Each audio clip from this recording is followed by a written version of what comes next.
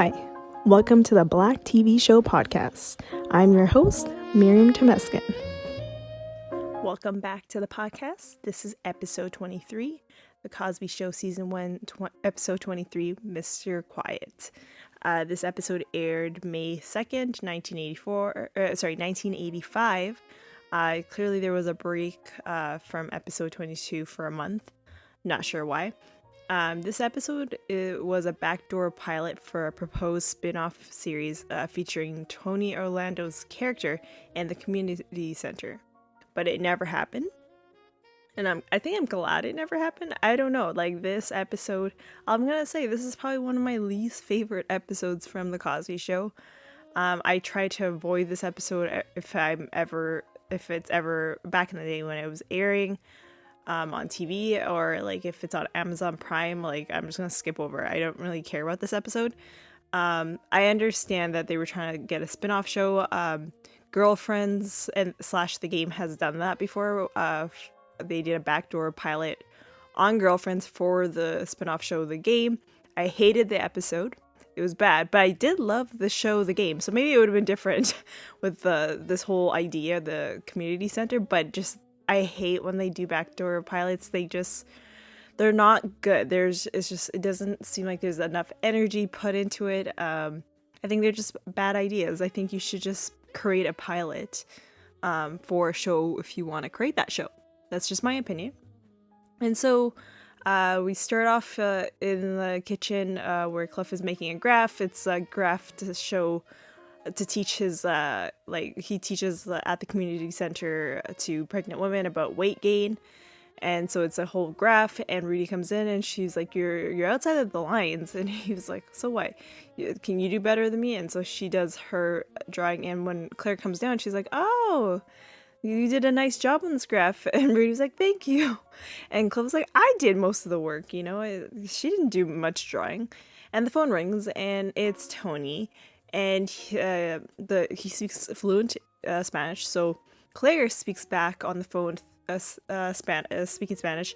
I really don't know what she is talking about. I just heard pronto, or I don't know how to say it in Spanish, but it seems like she needs to be at the community center right away, because clearly they're late or something like that. So she hangs up the phone, and then Rudy speaks to her in Spanish. And I'm like, damn girl, her Spanish was so good. But you gotta think about it, like when you're 5, when a child is 5, they're like a sponge. They can absorb so much information.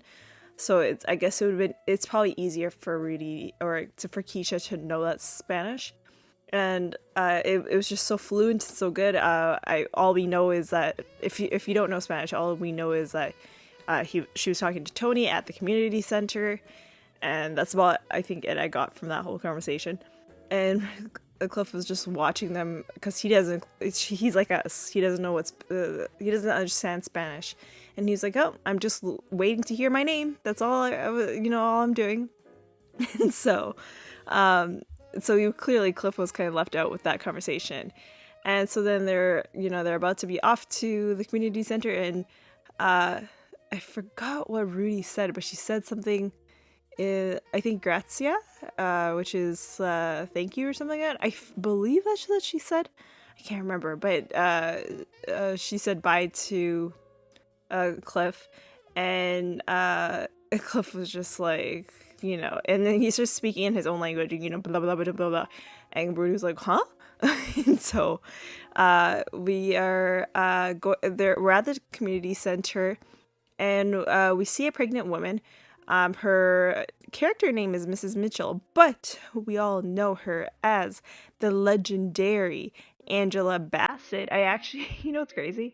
I watched yesterday how Stella got her groove back last night, and I'm like, damn, I love it's such a good movie, and all the things that she's done is just amazing, and it's crazy to see that this is like where she started basically in the industry.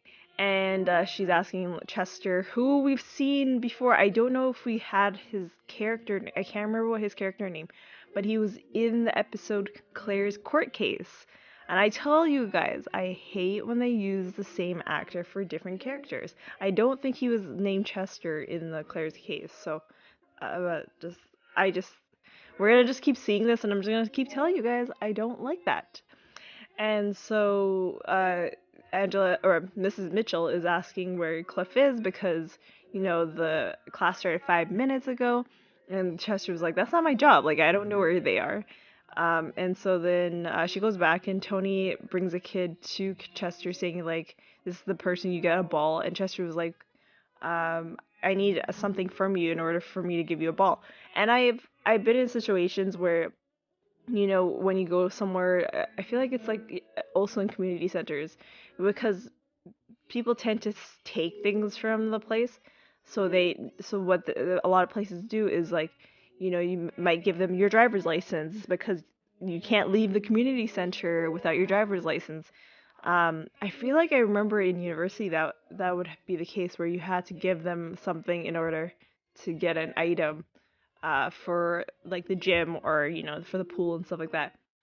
And so the kid was like, I have nothing, I don't have anything. And Tony was like, you can't do that to this kid. He wants a ball. So he gets the ball, and Chester was like, we have rules. And so Tony's like, whatever. And so Cliff, Theo, and Claire are there, and Chester is telling Cliff that he's late and he's mad.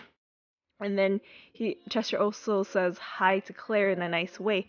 And Cliff is like, how dare you be like mean to me, but you're being nice to my wife? We were both late. And so they were like, whatever. And so then Tony comes over to say hi to Claire, and they speak Spanish. And this time I think kind of figured out what they were talking about, where they basically, I think Claire is saying that she's late for a class and their class is ready or something to do with her legal class. That's, I feel like, what they were talking about. And Claire is about to go to his own class, but he's staring at them, just waiting for his name. He's just waiting for his name while they're talking. And so then Tony was like, "Oh, Claire, you need to come to my office. I have something for you."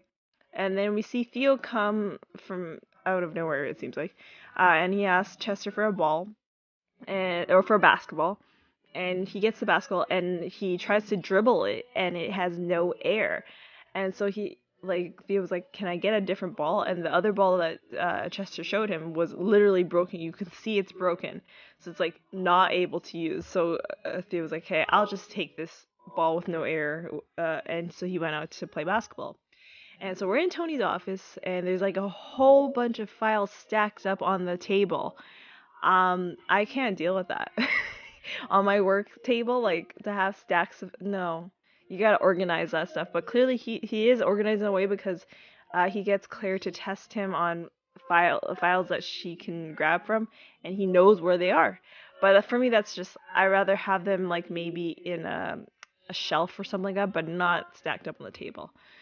And Claire, so we know that Claire is doing legal counseling for the community center because there was a man that came in and asked like, "Oh, can I take the class that she's teaching?" And she was like, I teach legal counseling and I'm married." And he's like, "Okay, never mind," because he really was going to hurt, like because she's beautiful. He was planning to take the course because of her. And so then she leaves. And then all of a sudden, where a woman just randomly comes into Tony's office. We find out she's a psychologist. Her name is Celine, or Selena, I think. And all of a sudden, they start kissing. She's saying how her day has been stressful and all that stuff. So clearly, they are a couple. We just assume. And then once she leaves, Theo comes in with a kid that's got beat up and won't talk, and so they decided to give him first aid, do first aid on him in terms of not first aid by like CPR, but like put a band-aid on him. So they got Cliff to do that for him because of course Cliff is a doctor, and so Cliff does the first aid on him, and the kid is just like quiet, doesn't want to talk and everything. And Cliff talks about when he was a kid, he would always give a stare when someone tries to beat him up. And the kid's just as quiet, he doesn't really care. And so Tony was like, "Oh, what do you like to do?" And they give suggestions like basketball, cards, and stuff. And he's just quiet. And eventually he goes to the chessboard that's all laid out. And Tony's like, oh, so that's what you like, chess. And then so Tony goes, sits there, and then all of a sudden that kid goes back to the couch and doesn't want to talk to him. And that was the end of Act 1, and we're going into Act 2. And so we see, like, so Tony's in his office, and we see the kid, like, looking at him. And I noticed in Tony's office, there's I don't know what it was, but it said Puerto Rico on it. So clearly we know that Tony is from Puerto Rico. So we know his ethnic background.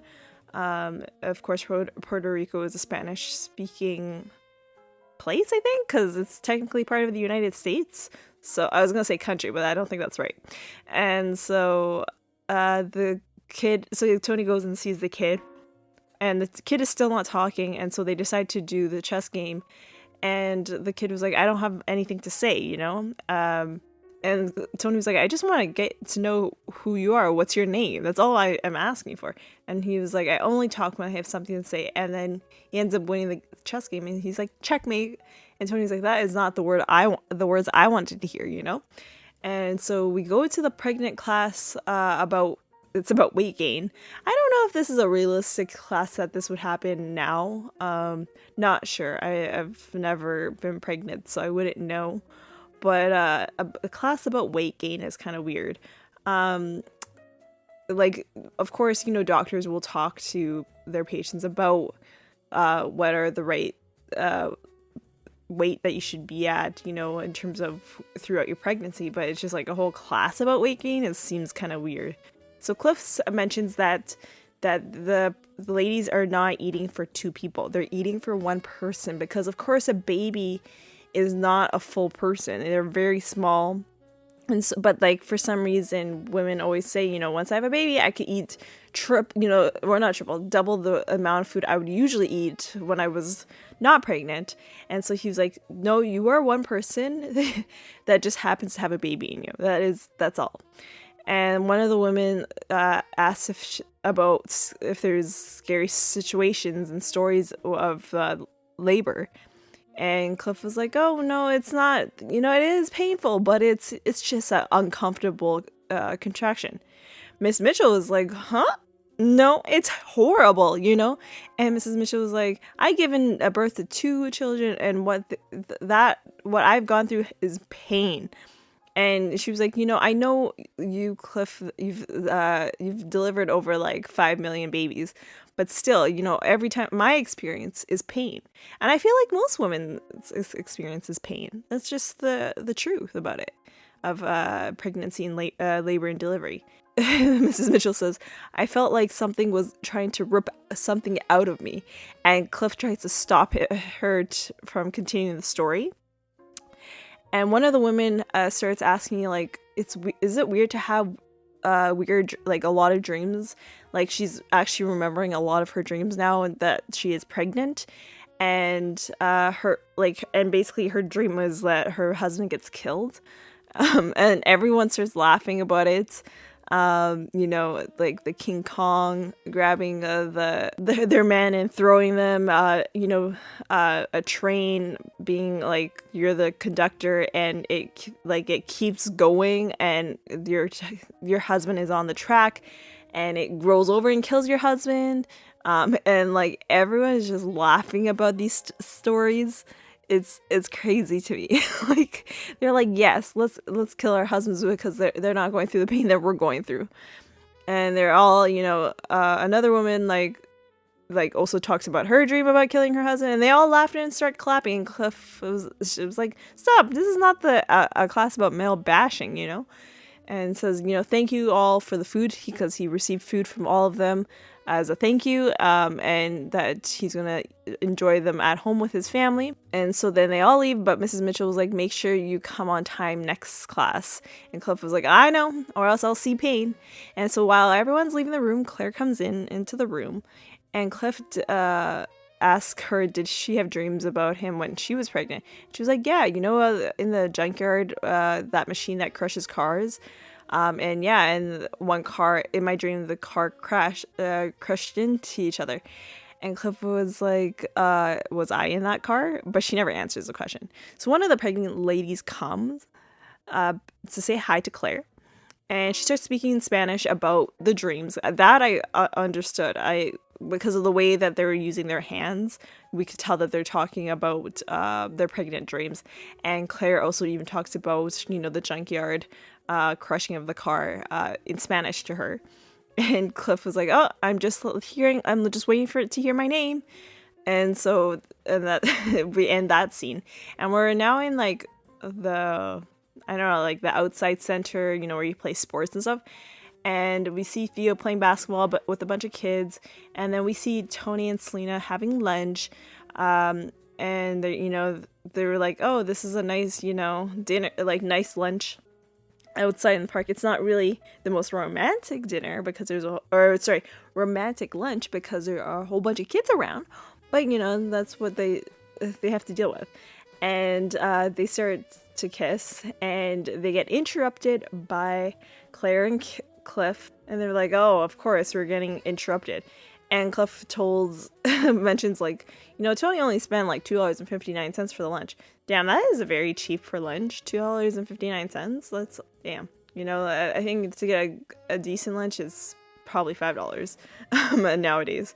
And Cliff is talking about the food that he got from all the pregnant ladies, and I guess the Spanish lady, I shouldn't say Spanish, Latino lady made rice, and I can't remember what it was, but he's tried to say it in Spanish, and when he said it in Spanish, he's saying rice with shoes, and Claire was like, "No, that is not how you say it." And so Claire taught him in Spanish how to say it, and eventually he just never said it. And then Tony tells Cliff and Claire how much he appreciates all the work they do for the community center, and they were like, "Yeah, no, it's not an issue, And so then they go home, and Theo goes home, and then we meet a woman named Sonia, and she comes and she says she is Enrique's mother. Tony's like, "Who is Enrique?" He doesn't know who's Enrique. It's the kid that got hurt and got beat up. And he's like, "Oh, yes, I do know who your child is." And she mentions that, Enrique didn't want to come home because he was in the fight. And she explains that, his father died working as a police force, and the person that killed him is out of jail right now and is afraid to talk to strangers and it makes sense because you don't know who to trust. The person he can talk to can be the person that killed his father. He really has PTSD basically, and I feel for him. Like there's probably so many people in the world just like him, so it's a sad situation to think about. And so it just made sense why he didn't talk at all.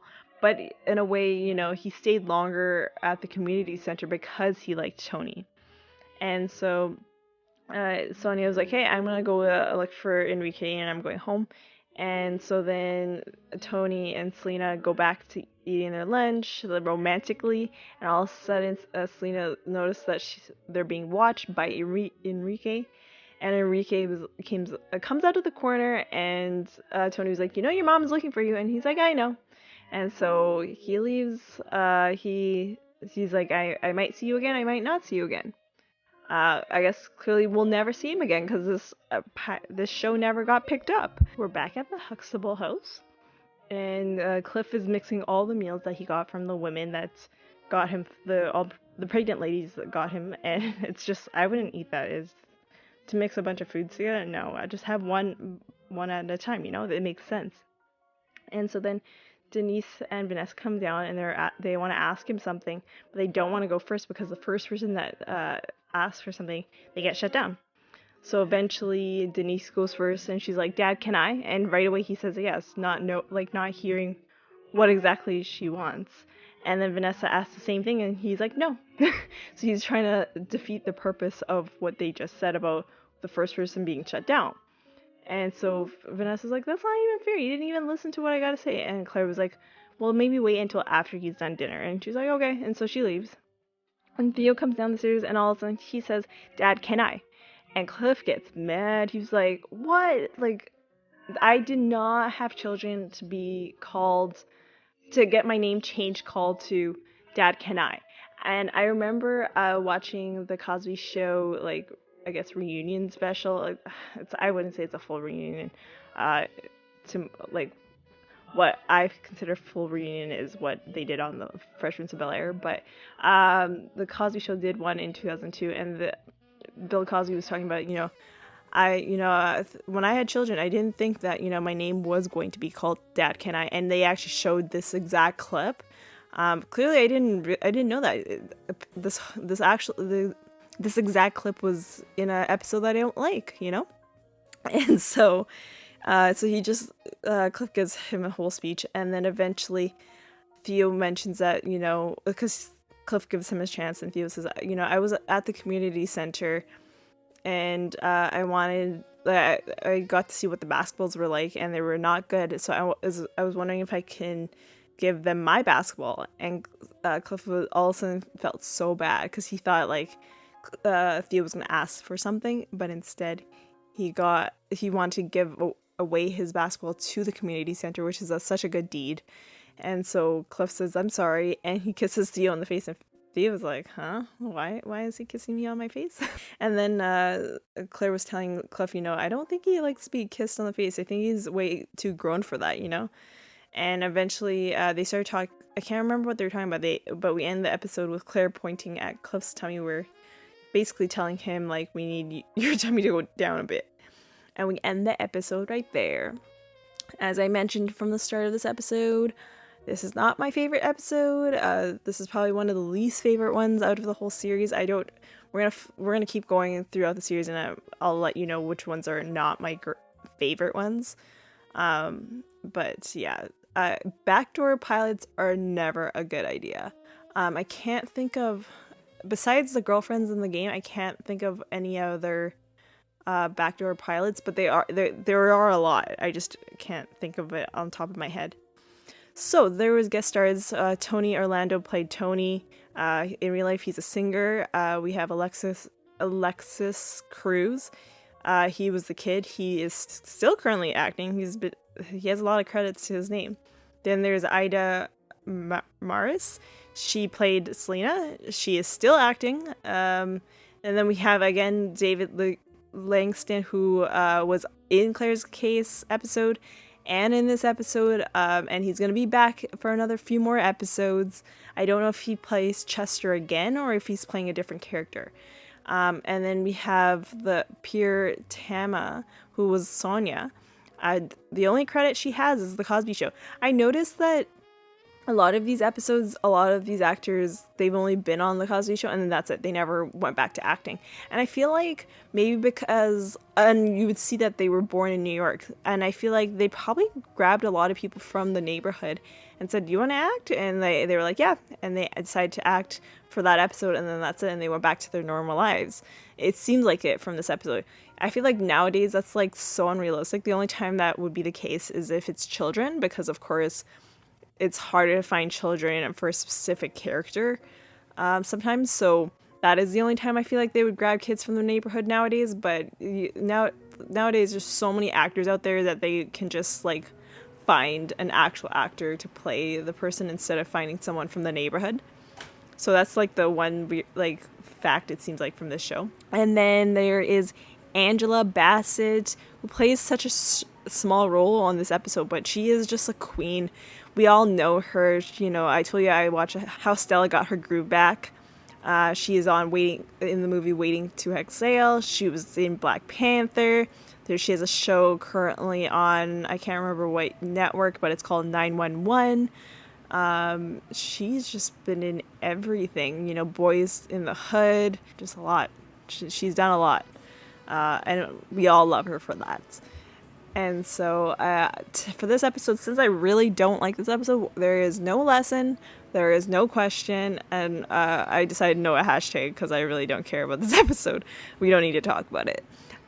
So the next episode is episode 24, and that is Cliff's birthday, which doesn't really make sense from where this air date is, but it is the final episode of season 1. Crazy that we started the year off with this season and we're already done. It's crazy. We're going to be starting season 2, which is I feel like one of my favorite seasons. It's not like my favorite. I think season 6 is probably the most my favorite season. Maybe it's because I don't have the DVD to that one, but season 2 is probably one of my favorites too because the fact that I got that DVD first, so I really got to see all these episodes so many times. So I can't wait to talk about season 2. But for now, I'll talk to you all on the next one.